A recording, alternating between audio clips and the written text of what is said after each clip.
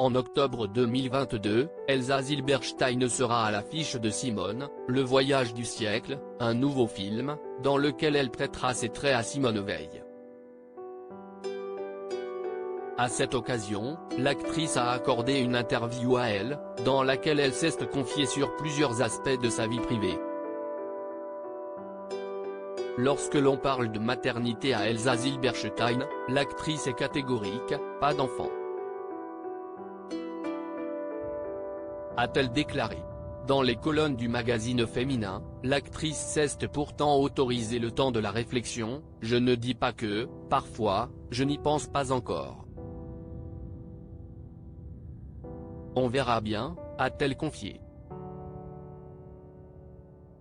Toutefois, Elsa Zilberstein n'a jamais fait de la maternité sa priorité. Cette place de premier rang, elle l'octroie à la carrière, s'y estime ma route et je n'ai rien sacrifié, j'ai eu envie de tout ce que j'ai. Si est un métier dur, exigeant, il faut être en connexion avec qui l'on est. Plus je suis proche de moi, plus je me sens forte et capable de tout jouer, a-t-elle poursuivi. Elsa Zilberstein, je suis passionnée, mais j'ai beaucoup changé. La carrière d'actrice d'Elsa Zilberstein passe avant son désir d'enfant et avant sa vie amoureuse.